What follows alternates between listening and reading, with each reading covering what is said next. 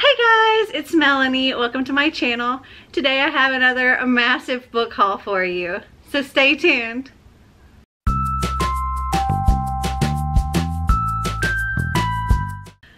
Okay, so I'm still really behind on all of my book hauls and I am so working on it. I'm trying to get caught up, but life. So these are the books that I accumulated in the month of July, and I accumulated 20 books in July other than from Book Outlet. As you know, I do all my Book Outlet hauls in a separate video because I order so much from there. But I got 20 different books from either authors sending them to me, ordering them from I think I ordered something from Book Depository, some stuff from Amazon. There are things that I got from subscription boxes. I think most of these actually came from different subscription boxes. And yeah, so let's just get right into it. So the first thing that I'm going to show you here is actually something, I think I got it in June, but I forgot to show that in my June haul. So this is something that I purchased from Book Depository and it looked so beautiful and I was like, oh, I really want that because I want to try out this series because I've heard so many amazing things about this series and, well, I've never read it. And Book Depository had this great deal on this beautiful box set. I didn't bother to look for like dimensions or anything like that. They're significantly smaller than I thought they were going to be. Let me just show you. So I got the A Song of Ice and Fire box set. This is the Game of Thrones series. It's they are beautiful and they're like these like leather bound copies, but they're tiny.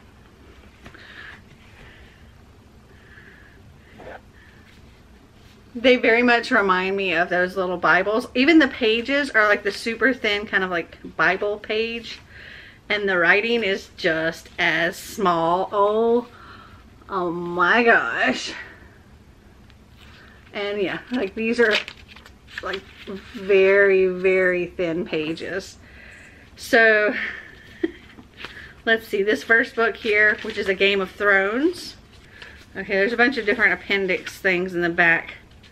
Alright, so it looks like the actual story is 807 of these teeny tiny pages with these teeny tiny words. It's gonna take forever. Okay, so we have A Game of Thrones, A Clash of Kings, A Storm of Swords. This one is also like really thick. Hold on. 1,128 of these little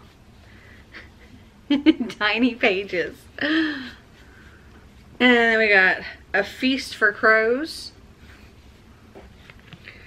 and A Dance with Dragons. Okay, so most of you probably already know all about A Game of Thrones. I don't really know too much about it. I know it's like medieval, it's fantasy, there are dragons. That's pretty much all I know, and that everybody loves it, and that there's like a Netflix show, which I also haven't watched because I prefer to read something before I watch it, so I just will hold out on watching it until I finally get around to reading it, and if I don't get around to reading it, then I typically don't watch it, which is why I went 15 years without ever watching Harry Potter movies. I have since watched them all because I've read all of the books, and you can always go and see my Potter Watch read and watch along that Zoe and I did. We did live shows where we discussed everything.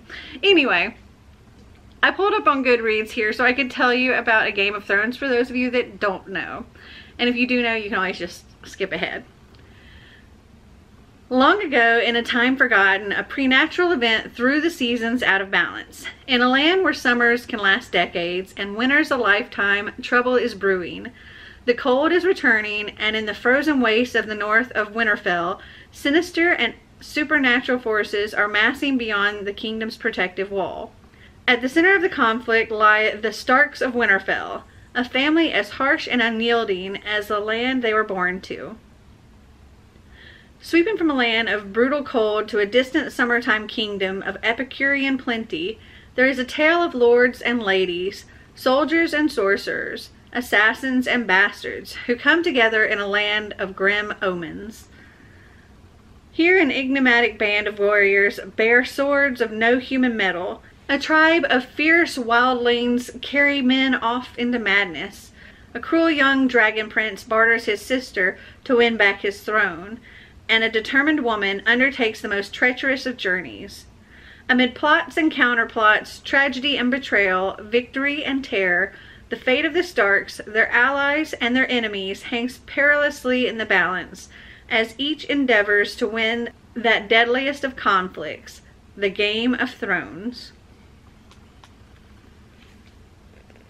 Okay, the next book I have here is actually a graphic novel. This is one that I ordered, well, I pre-ordered from Amazon. And, well, as soon as I saw that this was something that even existed, I immediately pre-ordered it because I was so excited. Because this is just like a big thing from my childhood, and I was so excited to see it. And that is Rainbow Brite. Oh my gosh. So I had Rainbow Brite everything when I was a kid, so this is really cool to get. It is actually the story of how Rainbow Brite became Rainbow Brite, and I think that's really cool because I don't think I ever saw that in any of the shows or movies when I was a kid. So it's neat to see how she became who she is, and I'm excited to have this. Okay, another book that was sent to me from Amazon, and it's not one that I ordered, but it's one that they sent me through the Amazon Vine program, which is where I get to like go and choose certain items to receive for free to write a review on their website for. And so one of the things that I picked was Once Upon a King by Erin Summerall. This is an arc. It came out in December of 2018, but if they have arcs available, that's what they send through the Amazon Vine program. But this is book 3 in the Ever the Hunted series by Erin Summerall. And this is about a girl named Brite who, her father has been murdered, and she's pretty much now an orphan. And she gets in trouble with the law, and, well, she's facing being hung. But they make a deal with her that if she hunts down her father's killer because he's a noble or something like that, then they'll trade his life for hers, and that'll be her punishment. And she is like this expert tracker. Her father was an expert tracker, and he trained her. He was a bounty hunter for the royals, and that's why they want to find out who killed him. Well, actually, that's why they want to have his killer brought to justice. The only problem is they believe that the killer is her father's only apprentice. And it's a man named Cohen, who is also Brita's only friend ever, and the only boy that she's ever really loved, and he broke her heart when he left. And her father saw Cohen as a son, and Cohen saw her father as another father. And she's like, how can it possibly be that he would have killed her father? Because he loved him. They loved him. But all the evidence points to him. And, well, that's what this series is about. Okay, this next book is one that another booktuber, her name's Nikki. I think her channel is Reads Past My Bedtime, I believe. I'll put her link down in the description if you want to go and check her out. But she reached out to me because she read this book and she thought I'd really like it. And she suggested to the author that he send this book to me as well. So he also reached out to me and asked if I'd like to receive his book. And it sounded really interesting. And this is like a Phantom of the Opera retelling. And so I was like, absolutely, because I love me some good retellings. And he sent it, and this is The Silhouette by William Ray Middleton Jr. And it's a very dark cover here. But this says, on a late night stroll to a swing set in the woods, Jack Grant meets Anastasia, a girl who lives a nightmare while he is planning on marrying the girl of his dreams. After an accident left her severely injured, Anastasia lives in seclusion, away from a society that mocks her. Once an aspiring teacher of gymnastics, she is now a shell of a person in constant mental and physical suffering. As Jack befriends her, he finds himself questioning the meaning of beauty as well as the meaning of love. In an attempt to repair the unrepairable, he finds himself amidst his own tailspin as he finds salvation in an unlikely savior. So it's a bit of a twist where our Phantom, I guess, is female. The roles are reversed. And from what I hear, everybody that I know that has read this has really, really enjoyed it. So I'm looking forward to checking this out at some point. Okay, next up is a book that I got from a subscription box, but it's not really a subscription. It was like a one-time box. And this was actually a book that I got back in May, and again, I forgot to haul. And that is The Mother's Promise by Sally Hempworth. I got this in my Once Upon a Book Club Mother's Day box, and my mom and my mother-in-law have both read theirs and both loved it. My mom said she cried, and yeah, they both said it was really, really good. So I do need to read this at some point very soon. This says, all their lives, Alice Stanhope and her daughter Zoe have been a family of two, living quietly in Northern California. Zoe has always struggled with crippling social anxiety, and her mother has been her constant and fierce protector. With no family to speak of and the identity of Zoe's father shrouded in mystery, their team of two works, until it doesn't. Until Alice gets sick and needs to fight for her life. Desperate to find stability for Zoe, Alice reaches out to two women who are practically strangers but are her only hope. Kate, a nurse, and Sonia, a social worker. As the four of them come together, a chain of events is set in motion, and all four of them must confront their darkest fears and secrets. Secrets about abandonment, abuse, estrangement, and the deepest longing for family. Imbued with heart and humor in even the most dismal moments, The Mother's Promise is an unforgettable novel about the unbreakable bonds between mothers and daughters and the new ways in which families are forged. And like I said, they both loved this, so I'm really looking forward to reading it. Okay, these next three books are actually books for Xander. They came in some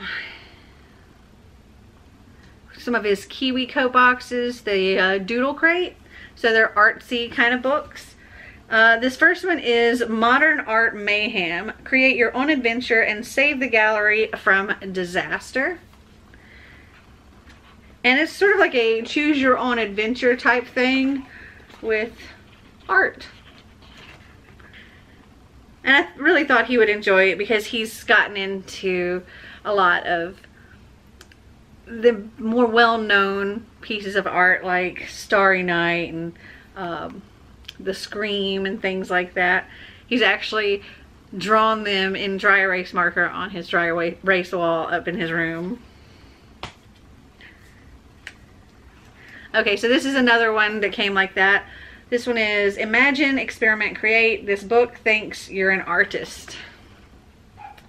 Why did I say it like that? Artist.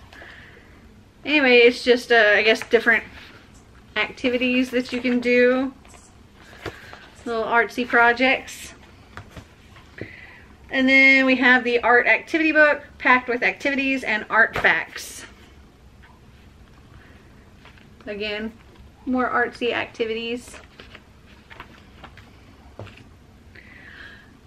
The next book here actually came in my Second Star Books subscription box. This is like, I think, my next to the last box that I will be getting because I wasn't as impressed with the box anymore. But this was a beautiful cover. They will redo covers for classics. Anyway, this one is The Secret Garden by Frances Hodgkins Burnett. And it really is a beautiful cover, and it's this soft, like, matte finish. It's written really tiny, though. Like, these long pages with really tiny writing. And it's, I guess, how they make their books shorter. This one's only 258 pages, but it is packed pretty dense. And if you don't know, The Secret Garden centers around a little English girl named Mary Lennox, I believe. And she has just returned to England from India after both of her parents have passed away from cholera, I think it was. And she has to go and live with her uncle. And when she first arrives, she's a brat. And as she kind of learns things that her uncle is going through or has gone through, she starts softening and has a gradual transformation. And it's been a really long time since I've read this, and I've watched the movie too, but again, that's also been a really, really long time. So I would like to reread this at some point, and I now have multiple copies of this, so I don't know which one I'm going to keep, or if I'll keep all of them.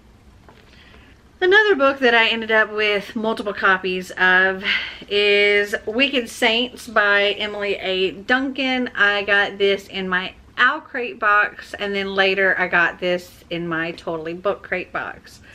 And I'm probably going to end up putting this one in a giveaway just because I preferred the black and red cover from the original, or not from the original, from the Owlcrate version, and this is the original version. But this book without a jacket is so pretty. Look at that. This book has also gotten a lot of mixed reviews because I've heard people say they absolutely did not like this book at all. They hated it. And then I've also heard people say this was their favorite book of the year so far. So I'm really curious as to where I will fall into that. This says, some stories are so beautiful, so brutal that they claw at your heart and refuse to let go. Welcome to the world of Wicked Saints, an epic, passionate novel that you won't soon forget. Prepare to meet a girl named Nadia who hears the whispers of the gods inside her head. A prince surrounded by desperate suitors and deadly assassins. A monster hidden behind pale, tortured eyes and a smile that cuts like a knife. The paths of these three characters become intertwined during a series-long war filled with sinners and saints, magic and mystery, and a star-crossed romance that threatens to tip the scales between dark and light forever. And yeah, I know Allie from Hardback Hoarder, she said this was, I think, one of her favorite books of the year. And then I also know that Cody from Cody's Book Corner said she absolutely hated this book. So I don't know.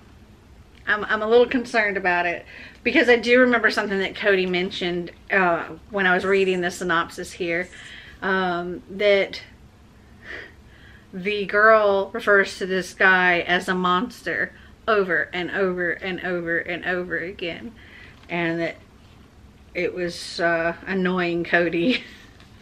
So we'll see. If I can remember, I'll link both of their channels down in the description as well. Okay, these next 3 books, I believe, came from Shelf Love Reads subscription box, though unfortunately they are no longer going to be a subscription box. They have 2. They have Shelf Love Crate, which is like their sci-fi and fantasy, and then they have their Shelf Love Reads, which is more, I guess, contemporary, things like that. And I guess they've decided to end the Shelf Love Reads box, which is really disappointing because I loved that box. But the first book I have here is Fake It Till You Break It by Jen P. Wygen, I believe is how that's pronounced, but I'm not sure. This says, Mia and Jake have known each other their whole lives. They've endured summer vacations, Sunday brunches, even dentist visits together. Their mothers, who are best friends, are convinced that Mia and Jake would be the perfect couple, even though they can't stand to be in the same room together. After Mia's mom scares away yet another cute boy, Mia and Jake decide they've had enough. Together they hatch a plan to get their moms off their backs. Permanently. All they have to do is pretend to date and then stage the worst breakup of all time. And then they'll be free. It's the perfect plan. Except that it turns out maybe Mia and Jake don't hate each other as much as they once thought. And it sounded really cute.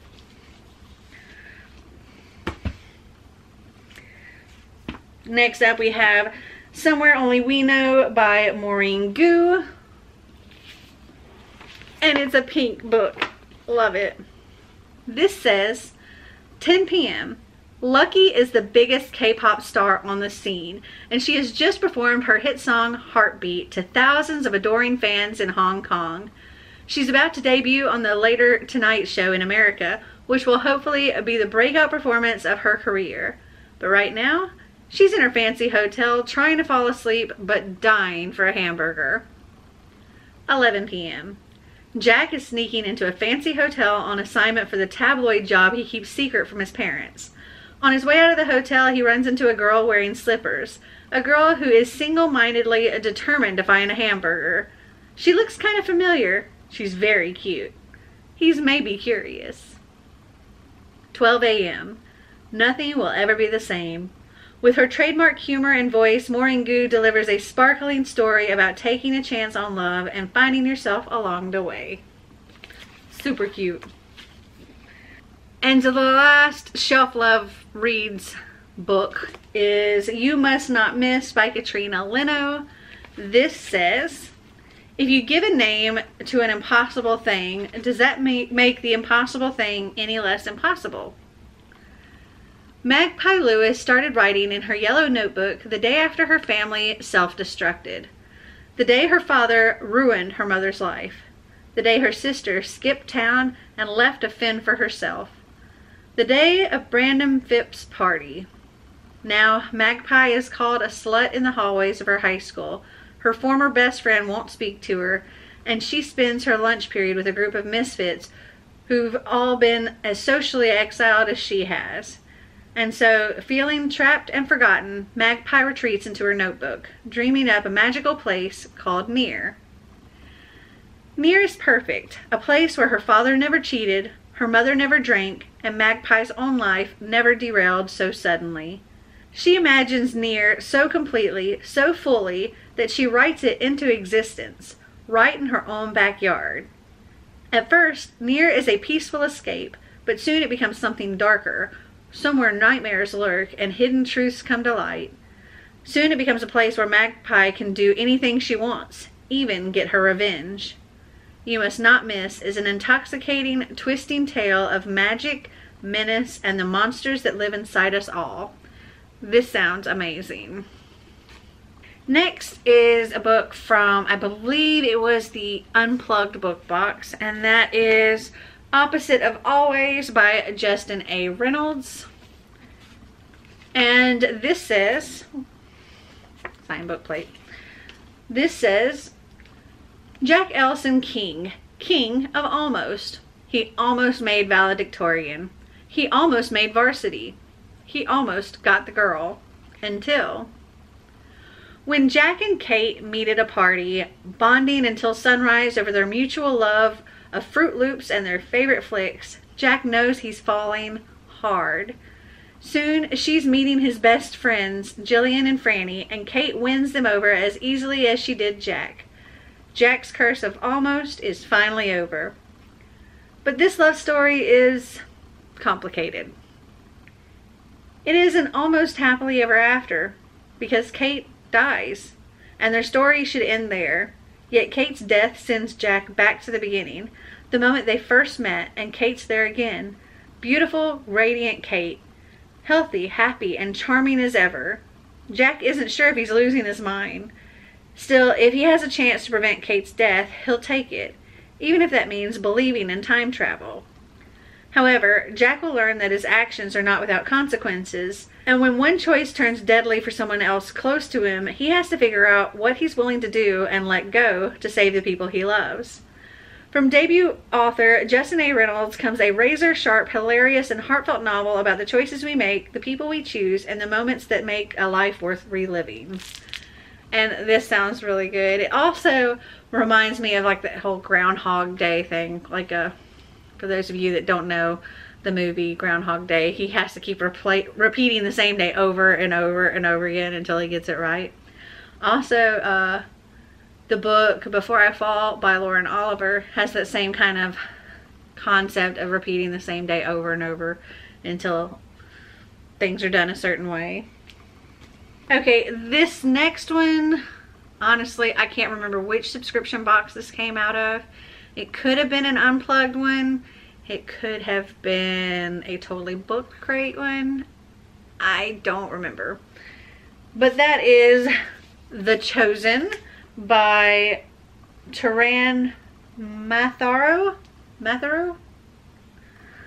And actually, hold on. Oh, it was an Unplugged book box. There's a letter from the author here. This says, introducing an epic new trilogy from Taran Matharu, author of the New York Times best-selling Summoner series. Throughout history, people have vanished with no explanation. A group of teenagers is about to discover why. Cade is setting into a new boarding school, contemplating his future, when he finds himself transported to another realm.